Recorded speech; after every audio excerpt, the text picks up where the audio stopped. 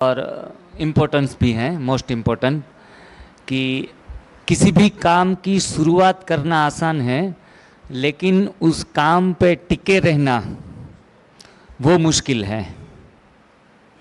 हर एक चीज में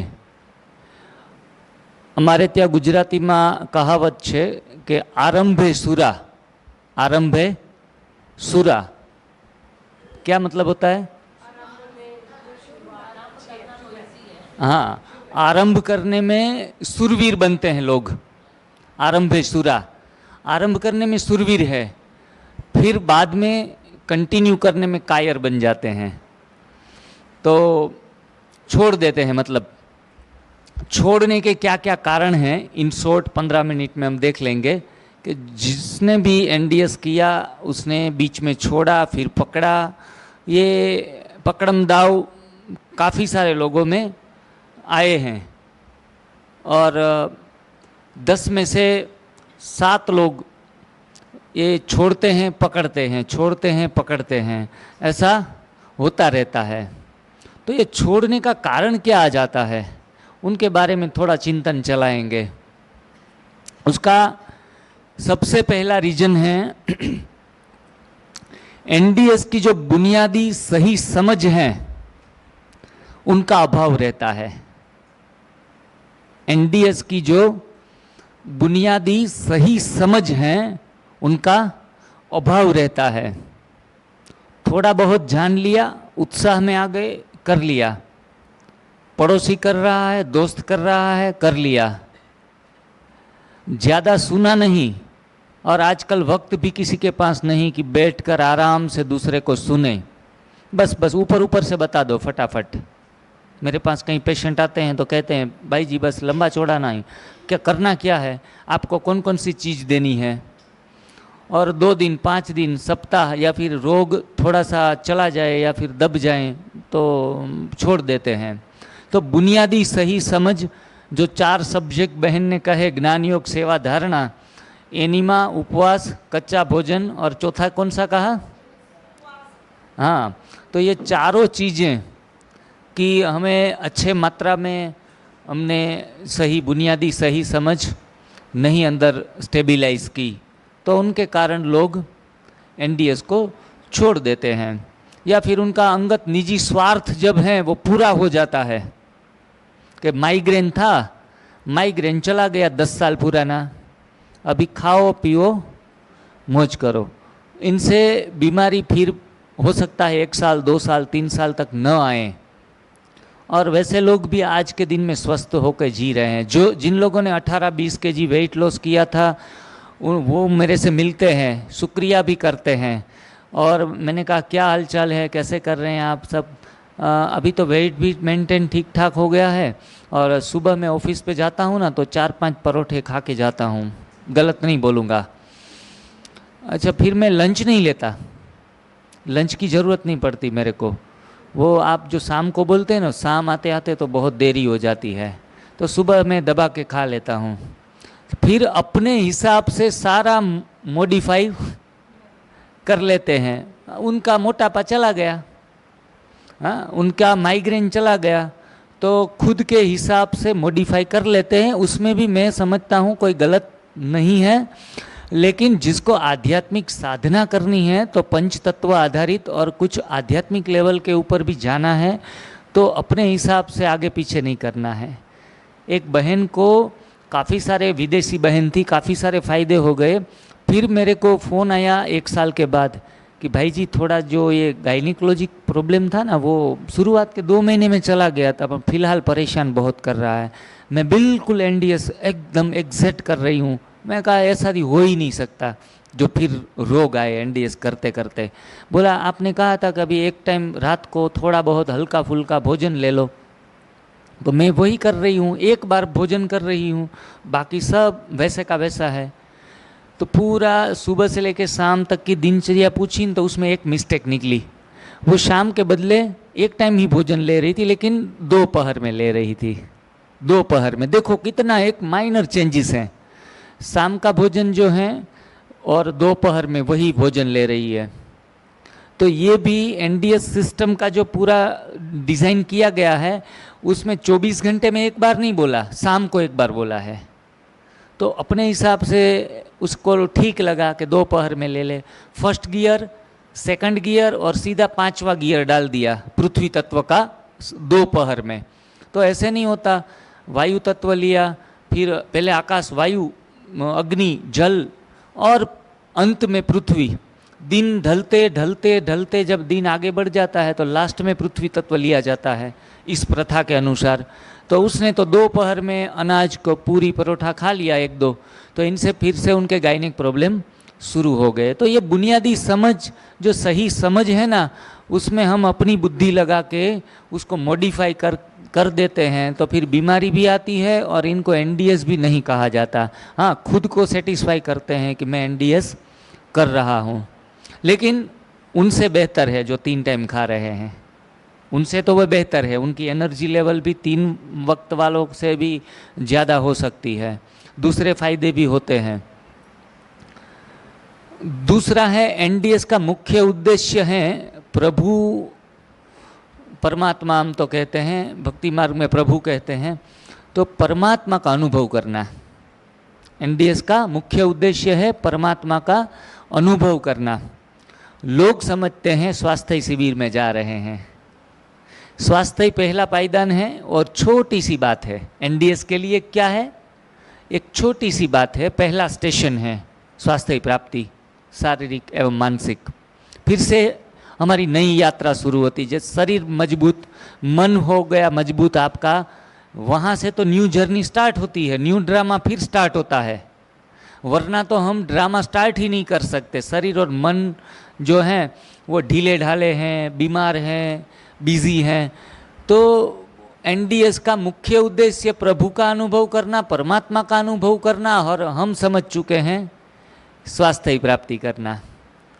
तो ये भी जहन में रखना जरूरी है कि स्वास्थ्य प्राप्ति होने के बाद तुरंत ही हम ढीले पड़ जाते हैं और कहते हैं कि स्वास्थ्य प्राप्ति के बाद वैद वेरी हो जाता है।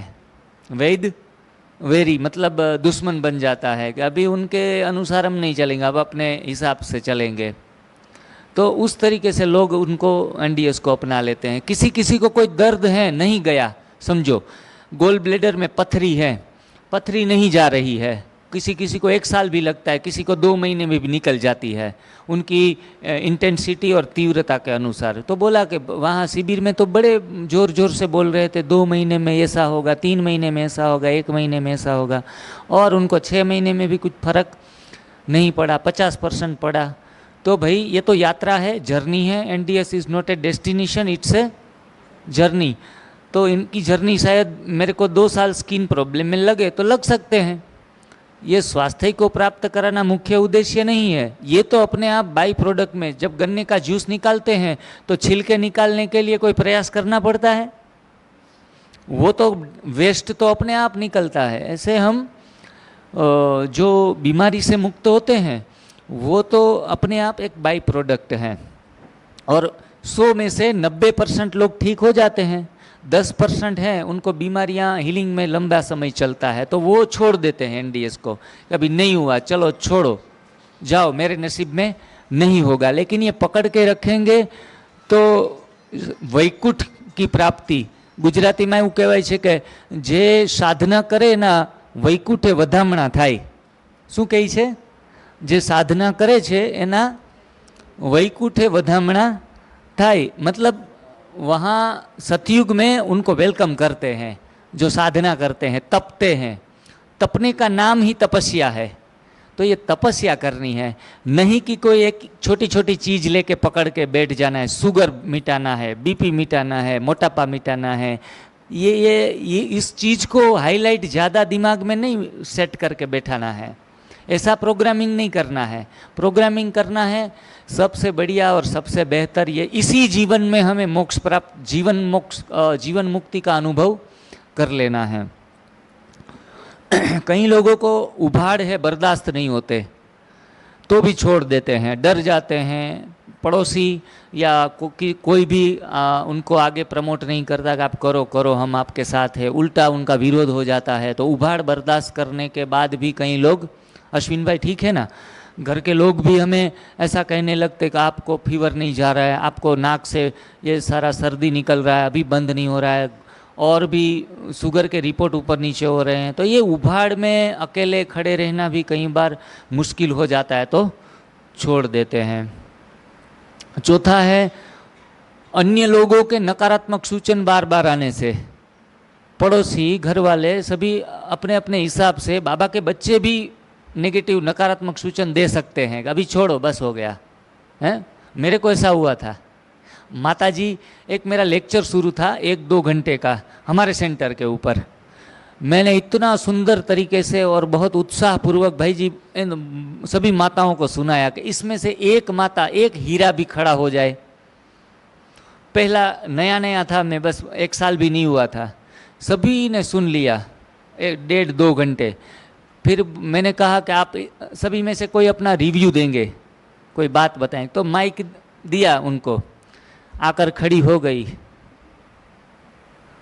और मेरे को बोलने लगी कि जिग्नेश भाई, आपसे नम्र विनंती है, आप बहुत दुबले पतले हो गए हैं, मेहरबानी करके आप खाना शुरू कर दो।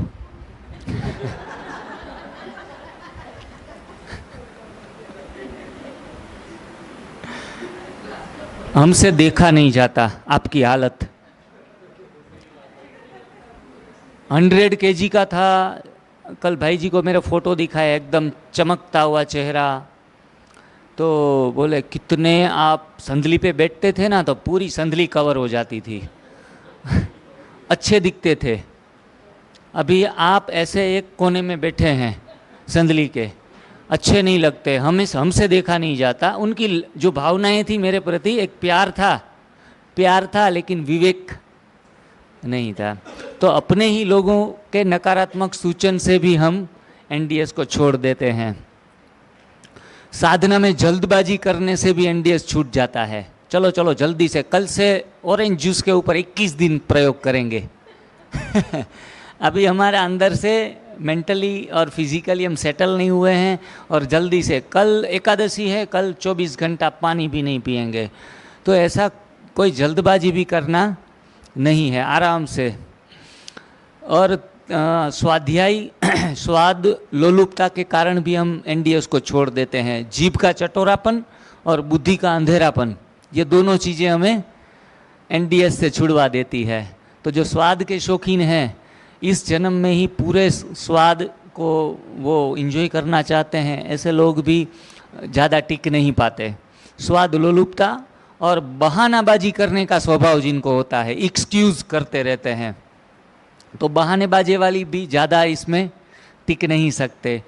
स्वाध्ययन, वार्तालाप, प्रेरणा और संपर्क, ये 4 चीज़ें हैं, लिख लीजिएगा। स्वाध्ययन, वार्तालाप, प्रेरणा और संपर्क, ये 4 चीज़ें एनडीएस के लिए जरूरी है टिकने के लिए।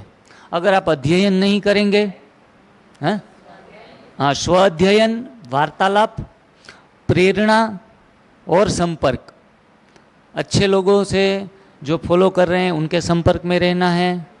वार्तालाप भी ऐसे, अभी क्या चल रहा है, वार्तालाप चल रहा है, वार्तालाप भी होना चाहिए। खुद का अध्ययन भी करना है, और संबंध संपर्क भी ऐसे रखने पड़ेंगे। अगर सीधा ना मिल जाए तो मैं तो ऐसे संबंध संपर्क भी मुझसे नहीं होता था, तो यूट्यूब पे सभी वीडियो देखता था, सभी के मोबाइल नंबर लेके बातें भी करता था। तो ये 4 चीज़ें ज़रूरी है। आगे है सत्कर्म का अभाव। अगर हमारे पुण्य का खाता बहुत बैलेंस जमा नहीं है तो सत्कर्म भी हमें अच्छे कार्यों में प्रेरित करता है। तो सत्कर्म भी हर रोज सुबह से लेकर शाम तक में 1 या 2 सत्कर्म हमसे होने ही चाहिए। वो चाहे तन का दान, वो चाहे मन का, वो चाहे धन का दान हो। संजीवनी क्रिया का काल्पनिक भय, संजीवनी क्रिया का काल्पनिक भय अंदर घुस गया तो भी छोड़ देते हैं। स्वयं को बहुत बड़ा ज्ञानी और मियाँ मिट्ठू समझना, हम स्वास्थ्य के बारे में बहुत कुछ जानते हैं, तो वो भी लोग एनडीएस को छोड़ देते हैं। और तन के तंबूरे को कितना कसना है, कितना ढीला रखना है, यह ज्ञान नहीं है। कितनी हिसाब से हम कर सकते हैं, कितने हिसाब से हमारी कैपेसिटी नहीं है, तो उस हिसाब से हमें करते रहना है। ठीक है, ये थोड़ा ताली बजा देंगे।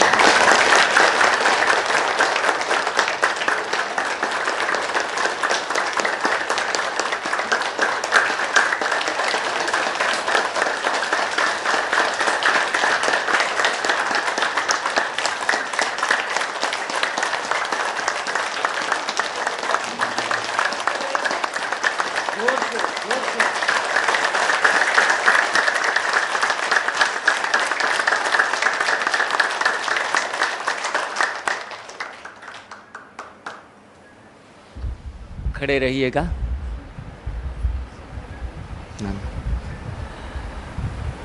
एक क्लासरूम में टीचर ने पूछा स्टूडेंट से, जो क्वेश्चन आंसरिंग होता है ना, बचपन से ही क्वेश्चन आंसर के सेशन हम सुनते आए हैं। तो टीचर ने बच्चों से पूछा कि बच्चों, एक चीज़ होती है सत्य और दूसरी चीज़ होती है ब्रह्म, तो उसमें डिफरेंट क्या है? What is the different between सत्य एंड ब्रह्म? सत्य, ट्रुथ, ट्रुथ, सच्चाई। सच्चाई और ब्रह्म, किसी बात इल्यूजन आता है ना, उसमें डिफरेंट क्या है? तो उसमें एक बच्चे ने उठकर खड़े होकर कहा कि टीचर, आप हमें जो पढ़ा रही हैं वो सत्य है, और आपको लगता है कि हम सुन रहे हैं वो तुम्हारा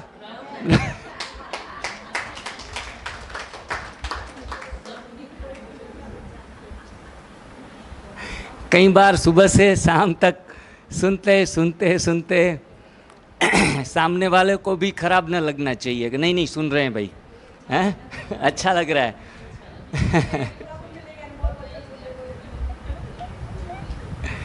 अभी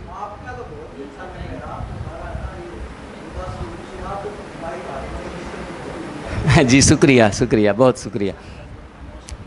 अभी मैं आप में से क्या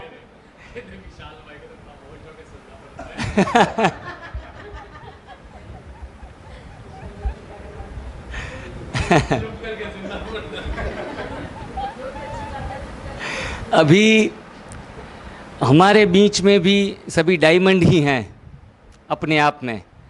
उसमें से मैं एक डायमंड चुनूंगा और वो यहाँ आकर अपने विचार व्यक्त करेंगे। सर रेडी हैं सभी? 2 मिनट के लिए या 5 मिनट के लिए? अनीता बेन, आप आ जाओ।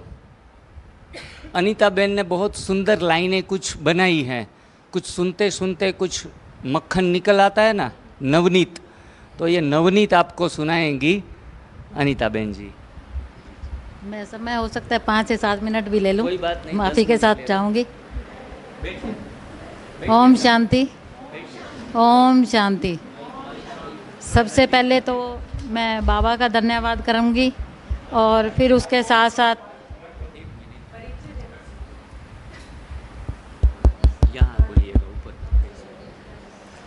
सर्वप्रथम बाबा को धन्यवाद, जो मुझे इस लायक उन्होंने समझा और मुझे यहाँ पे इस नाम से नवाज दिया कि मुझे आज एक नया नाम मिला, नवनीत।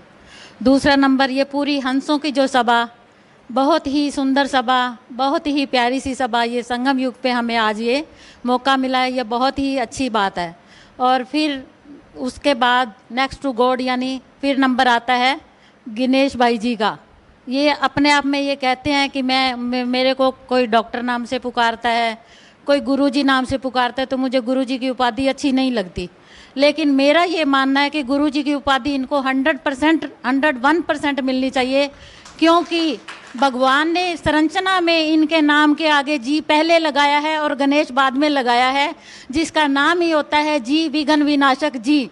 तो हम जी बाद में भी इनको देते हैं और पहले तो इन्होंने कुदरत ने ही दे दिया, इसलिए ये गुरु बनने से इनको कोई नहीं रोक सकता।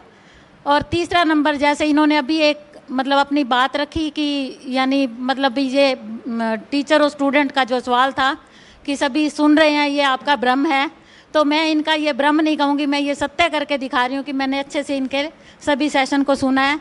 तो ये उसी में से मैंने कुछ अपना ये एक्सपीरियंस इकट्ठा किया है जो आपके सम्मुख रखूँगी।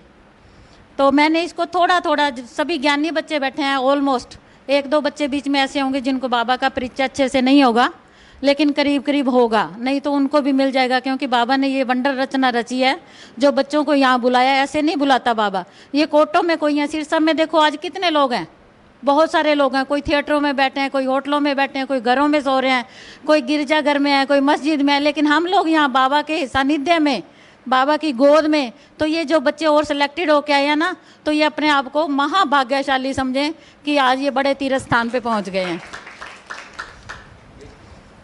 तो आज जैसे बाबा हमें मुरली सुनाते हैं हर रोज़, उस मुरली में सारी बातें धारणा युक्त होती हैं, करीब करीब हमारी ज़िंदगी बहुत ज़्यादा परिवर्तित करती हैं। उसी तरह से एनडीएस भी एक मुरली का रूप है।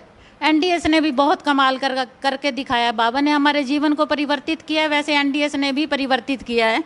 तो मैं अभी स्टार्ट करूँगी एनडीएस के महावाक्य। बाबा के भी महावाक्य होते हैं ना, तो ये एनडीएस के भी महावाक्य हैं। हम किसी बात को कैसे लेंगे ये हमारे पे डिपेंड है। तो मतलब मुरली के भी 4 पॉइंट होते हैं, ज्ञान, सेवा, योग, धारणा, 4 सब्जेक्ट हैं। उसको आगे पीछे कैसे मर्जी कर लो, क्योंकि बीच में सभी लोग बैठे हैं, इसलिए ना सामूहिक सा चलता है। और उसी तरह से इसमें भी 4 सब्जेक्ट हैं, उपवास, ग्रीन जूस, कच्चा सलाद और अनीमा। चारों बातों पे अटेंशन देना। ये मैंने साथ साथ ही अपनी मतलब कुछ खोजें की हैं। ये मेरे पास ज्ञान पहले से नहीं था, लेकिन कहते हैं ना भी अगर अच्छे से सुनो तो शायद कुछ सुनाने लायक भी बन जाओ। तो मुझे बाबा ने सेलेक्ट किया, इसके लिए बाबा का बहुत बहुत धन्यवाद। मैं एक छोटी सी आपको लास्ट में एक वो सुनाऊंगी, एक चुटकुला कह सकते हैं, एक टीचर से रिलेटेड। तो मेरे को वो आप चाहे याद करवा देना अगर मैं भूल भी जाऊँ तो इसमें बाबा का मतलब एनडीएस का जो मुख्य सार है वो ये है कि हम स्वस्थ कैसे बने। यहाँ हम इसीलिए आए ना, हमने स्वस्थ होना है सभी ने, हमारा संकल्प यही था। एनडीएस माना हमें स्वस्थ होना है। तो सबसे पहला क्वेश्चन आता है, मुरली में भी प्रश्न उत्तर आते हैं, तो उसी तरह से एनडीएस की ये मुरली है। तो ये पहला क्वेश्चन है कि स्वस्थ कैसे हो। तो उसमें है भी एक तो संकल्पों में दृढ़ता होनी चाहिए, और दूसरा सम्मान लो। अच्छे अच्छे सम्मान से अपने आप को रखोगे तो इसमें कामयाब हो जाओगे। मैं ज़्यादा विस्तार में नहीं जाऊँगी ना, इसलिए मैंने इसको शॉर्ट में रखा है थोड़ा सा। और फिर उसके बाद मतलब बाबा हर बात में कहता है भी आप वाह बच्चे बोलो, वाह वाह, हर बात में वाह करते जाओ। जो कुछ भी हुआ वो भी वाह, जो होगा वो भी वाह। उसी तरह से जिग्नेश भाई जी की भी बहुत वाह वाह, और बाबा जी की भी बहुत वाह वाह। और विशाल भाई जी के लिए मैं कहूँगी, उन्होंने कल अपना वो फ़ोन नंबर शेयर कर रहे थे सभी के साथ। तो मैं जैसे ही नोट करने लगी अपनी डायरी पे, तो मेरे से अनायास ही विशाल बुद्धि लिखा गया। मैंने विशाल भाई लिखना था। तो ये उनको टाइटल मेरी ओर से ये स्पेशल आज ये सौगात है उनको, वो स्वीकार करें। और इसके बाद एनडीएस की फुल फॉर्मेशन मेरी तरफ से, जो भाई जी ने तो बताई है न्यू डाइट सिस्टम, लेकिन मैंने जो सर्च किया है वो ये है, एनडीएस का मतलब है न्यू ड्रामा स्टार्ट। आज से हमारी ज़िंदगी का नया ड्रामा शुरू हो चुका। वो पीछे तो अब तक जो ड्रामा किया वो ख़त्म हो गया, अब नया किरदार भी नया हमारा बिल्कुल अब नया ड्रामा शुरू हो गया ना। आज से हमारे घर वाले तो हमें कल से अभी देखेंगे, तो वो यही बोलेंगे हमें कि ये क्या ड्रामा शुरू किया है। वही तो कह रही है ना, हमारे घर वाले हमें बिल्कुल इसी टाइटल से नवाजेंगे। तैयार रहना इसके लिए, क्योंकि मैंने आपको पहले, जैसे बाबा पहले हमें अवेयर करता है ना, उसी तरह से एनडीएस भी हमें हमारे थ्रू अवेयर करवा रहा है कि ये ड्रामा स्टार्ट हो रहा है, इसलिए नया ड्रामा स्टार्ट है। तो फिर है एनडीएस का नाम बाला करना है हमने। जैसे हमने बाबा का नाम बाला करना है, वैसे एनडीएस का भी करना है, क्योंकि हमें लाभ मिल रहा है। और हमारी ये इच्छा होती है कि हम स्वस्थ रहें, तो हमारा परिवार भी स्वस्थ रहे, हमारे आसपास भी सभी स्वस्थ रहें, हमारी प्रकृति भी स्वस्थ रहे। तो हमने एनडीएस का भी नाम बाला करना है। आज आप यहाँ पे सारे सेशन ये करके जा रहे हो, तो पता चले कि हमने एनडीएस किया है। हम नाम बाला करेंगे तभी तो ना, और घर जाके फिर पका हुआ खाएंगे तो फिर एनडीएस का तो नाम बदनाम होएगा, बाला नहीं होएगा। और जैसा कि फिर भाई जी ने बताया कि जीवन एक संगीत है, तो उसी से जुड़ा हुआ मैं कहूँगी, चलते चलते एनडीएस के गीत याद रखना, कभी अलविदा ना कहना। कोई संशय तो रहा ही नहीं है, तो आज से आप जुट जाना इसी कच्चे भोजन से, ठीक है। फिर बाबा कहते भी वेद शास्त्र की, जी ठीक, बाबा कहते वेद शास्त्र की नहीं सुनो, एक बाप की सुनो। तो ये बाबा कहते हैं भी आप इधर उधर की बातों में भ्रम में नहीं जाओ। उसी तरह से एनडीएस सत्य है और सुंदर भी है, इसलिए एनडीएस की ही सुनो, यूट्यूब की नहीं सुनो। जैसे बाबा ने आकर खुद की और खुदा की पहचान दी, वैसे एनडीएस ने भी आकर खुद ही हमें अपनी पहचान दी और हमारी भी पहचान दी कि हमारे लिए क्या चीज़ ज़रूरी है। उसी तरह से फिर बाबा कहते हैं भी तुम्हारी ज़िंदगी में तूफ़ान तो आएंगे, उनको तोहफ़ा बनाना है। तो ये गोलगप्पे, बर्गर, मिठाइयाँ, छोले भटूरे, पकोड़े आदि ये तूफ़ान है, लेकिन हमने इनको तोहफ़ा बना लेना है, क्योंकि तूफ़ान तो बर्बादी लाता है, ये तो हमें पता है ना। तो हमने तूफ़ान के साथ नहीं जाना, प्रकृति का दिया हुआ भोजन हमारा उपहार है। किसी का रोग कितना भी बड़ा हो, लेकिन एक बात याद रखो, दुनिया में जितना भी गम है मेरा गम फिर भी कुछ कम है, इससे आप अपने रोग को छोटा ही समझोगे। आगे है, भाई जी ने जैसे बताया था कि गिर जाओ लेकिन गिर कर उठ जाओ और गीत गुनगुनाओ, कभी तेरा दामन ना छोड़ेंगे हम, चाहे जमाना करे लाखों सितम। आगे क्योंकि प्रोग्राम थोड़ा शॉर्ट में कर रही हूँ। फिर है एनडीएस को अच्छे से सुना, जैसा कि भाई जी ने बताया कि अच्छे श्रोता बनोगे तो अच्छे वक्ता भी बन जाओगे। एनडीएस का फिर वरदान, मुरली में वरदान और स्लोगन आते हैं ना, तो उसी तरह से एनडीएस का वरदान है सदा स्वस्थ रहो। ये एनडीएस ने वरदान दिया है हमें कि आप सदा स्वस्थ रहोगे और आप सदा स्वस्थ रहो। एनडीएस का स्लोगन है प्रकृति द्वारा पका हुआ खाओ, यानी रॉ फूड ही खाना है। और सार है इसका, जो चीज़ आग में चढ़ गई वो हमारी ज़िंदगी में आग लगाएगी। लास्ट में बाबा ने, जैसे बाबा कहते हैं ना भी अपना पोता मेल चेक करके सो, उसी तरह से अपना पोता मेल चेक करके सोना है कि मैं पूरा दिन में सपूत बना एनडीएस का भी। एनडीएस के मतलब सारे रूल रेगुलेशन मैंने फॉलो किए, कहीं कहीं गलती तो नहीं की, ये जीव रूपी माया से मैंने कहीं हार तो नहीं खाई।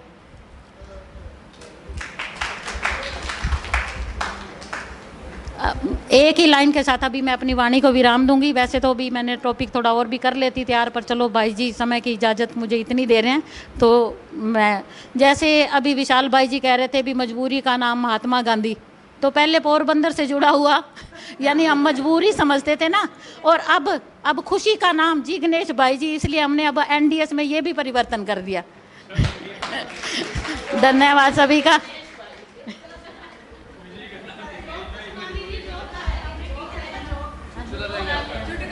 हाँ, चुटकुला वाला समय, मैंने कहा समय थोड़ी कम इजाज़त दे रहा है ना।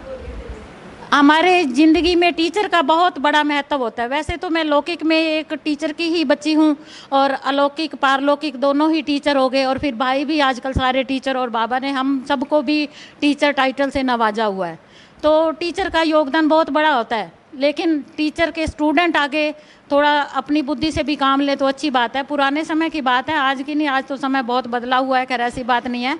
एक बार एक टीचर था तो वो पढ़ाने में कुछ कम विश्वास रखते थे, तो उनकी क्लास में अगर 20 स्टूडेंट थे तो वो उनको पढ़ाने में इतना विश्वास नहीं था, इसलिए वो चहल पहल करके अपना समय व्यतीत करते थे।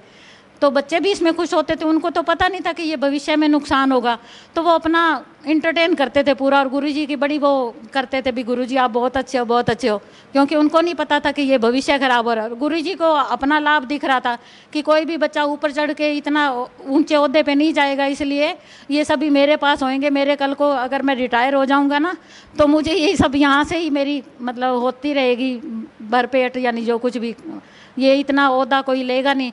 तो ऐसा ही हुआ। फिर जब बच्चे सारे पढ़ लिख के, माना कि 10th स्टैंडर्ड के बाद बाहर आ गए, तो उनका भविष्य ज़्यादा उज्जवल नहीं बना था। तो बाहर आए, किसी ने तो रेडी लगाई सब्जी की, किसी ने फ्रूट की, किसी ने कोई मांस की दुकान, किसी ने कुछ ऐसे छोटे छोटे काम, माना कि जो लायक बनने वाले नहीं थे। तो वही टीचर आए चहलकदमी करते हुए, देखा कि मेरे सारे स्टूडेंट यही हैं, बड़ी खुशी हुई कि मुझे आज कोई भी अपनी पेमेंट दे के कुछ नहीं लेना पड़ेगा। अगर मैं सब्जी लूँगा तो ये मेरा स्टूडेंट है, तो ये सब्जी के पैसे नहीं लेगा। उसी तरह से अगर मांस खरीदूँगा, कुछ भी यानी XYZ भी जो भी खरीदूँगा, तो ये मुझे निःशुल्क ही मिलता रहेगा। उन्होंने अपना लाभ सोचा। तो वो एक बच्चे के पास गए तो कहते जी हाँ जी ये तर दे दो, उन्होंने दे दी। कहते जी कितने पैसे? कहते सर आपसे तो क्या पैसे लेने, आपने तो हमें पढ़ाया है। इसी तरह से दूसरे के पास, तीसरे के पास, चौथे के पास, सबके पास जाते रहे। तो लास्ट में मांस वाला मतलब भाई बैठा था, उसके पास गए तो वो बेचारा ज़्यादा ही गरीब था थोड़ा सा। तो उसने कहा कि अगर मैं सर को ऐसे ही दे दूंगा तो आज मैं घर पे अपने बच्चों का पालन कैसे करूंगा। तो वो सर को बोले कि सर ये तो ना बहुत पक्का है, ये गलेगा नहीं। तो सर कहते मैंने इतनों की जिंदगियां गाल दी, तो ये तो क्या बड़ी चीज़ है। इसलिए सर अच्छा होना बहुत ज़रूरी है। उनमें से एक नाम मैं जाऊंगी भाई जी के साथ। ओम शांति।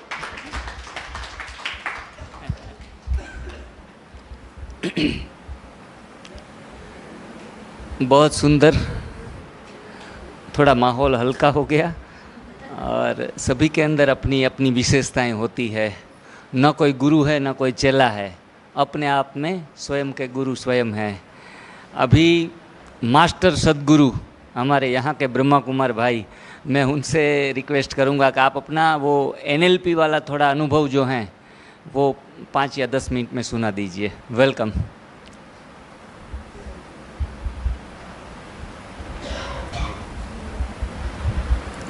ओम शांति।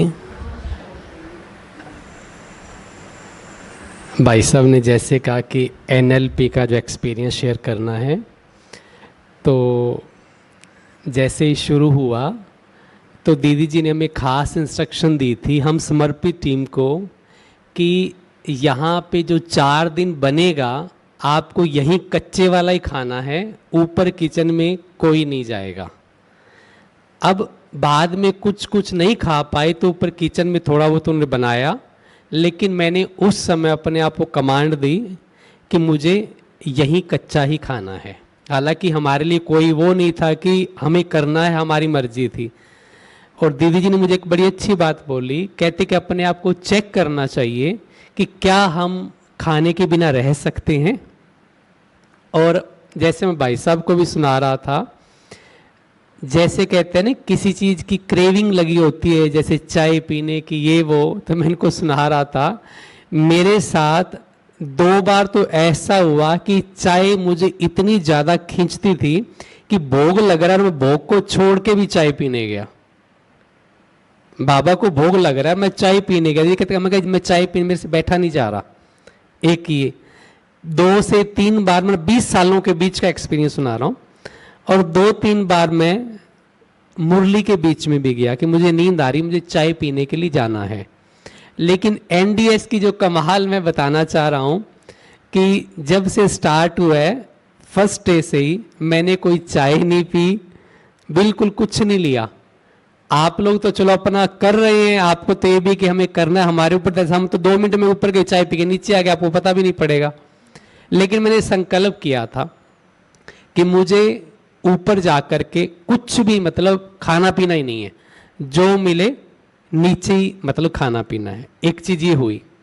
अब दूसरी बात ये है कि जैसे ही मतलब अब मैं अपना बॉडी का एक्सपीरियंस सुना रहा हूँ, ये तो हुआ मन का, अब बॉडी का एक्सपीरियंस सुना रहा हूँ कि जैसे मैंने फर्स्ट टाइम ये मना, जैसे फर्स्ट डे था, तो फर्स्ट डे में क्या हुआ कि नॉर्मल है ना कि हम थोड़ा बहुत भागदौड़ करते ही रहते हैं, कभी कुछ करना ही पड़ता है, तो भूख लगती रहती है।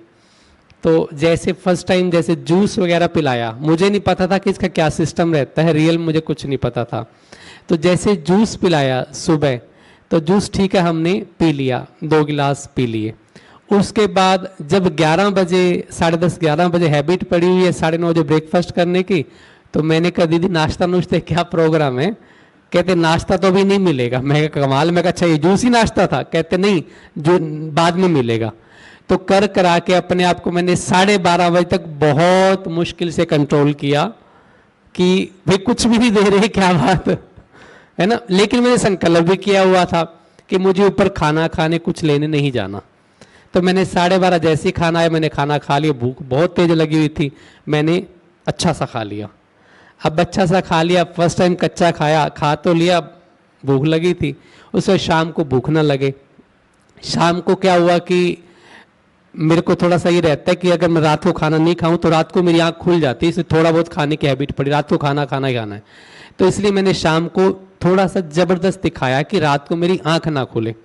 और जब मैंने शाम को थोड़ा खाया तो मेरे गैस बन गई, तो अजीब सा लगा।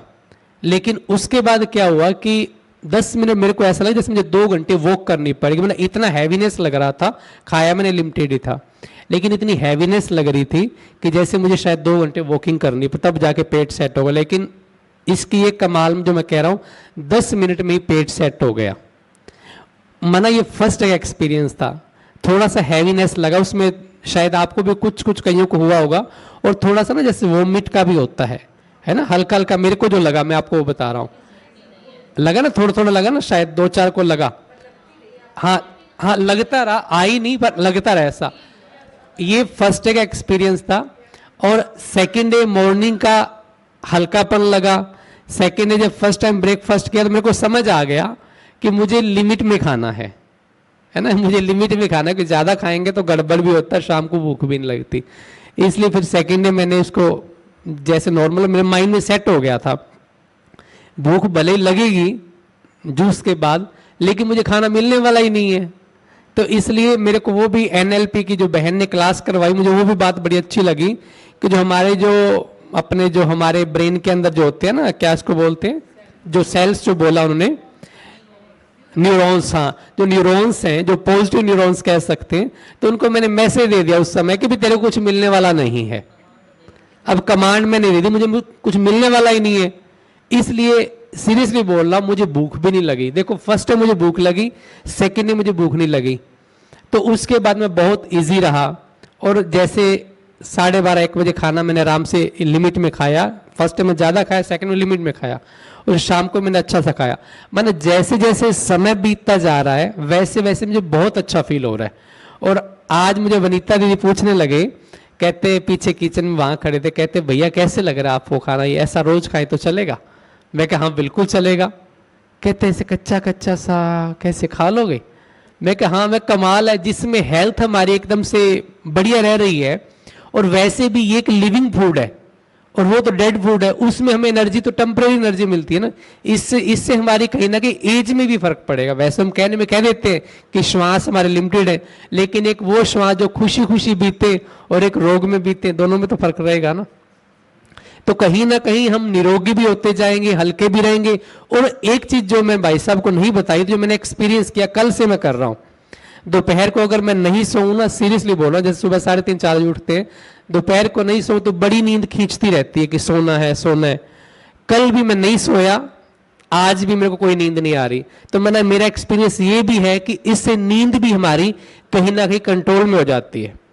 जो हम कहते हैं नींद बहुत आती है, तो नींद भी हमारी कंट्रोल में रहती है। और मेरी बड़ी निद्रा जीत, जो बाबा कहता है बच्चे निद्रा जीत बनो, यानी कि हम चाहे तो नींद आए और चाहे तो नींद नहीं आए। तो माना ये मुझे बड़ा अच्छा एक्सपीरियंस लगा, क्योंकि मैंने कई बार कमल भाई और वो एक सब करते हैं, उनसे मैंने सुना, कहते से नींद थोड़ी कम हो जाती है। तो मुझे अच्छा लगा, मैं कि मेरा बड़ा संकल्प था, क्योंकि नींद में भी हमारा क्या होता है, 1-1.5 घंटा हम सोने में लगाते हैं, उसका फ्रेश होने में, करने कराने में 2-2.5 घंटे हमारे इसी प्रोसेस में चले जाते हैं। अगर हम नहीं सोएंगे तो वही 2-2.5 घंटे हम अपने सफल कर सकते हैं। तो मेरा फिलहाल अभी तक का यही एक्सपीरियंस है। ओम शांति।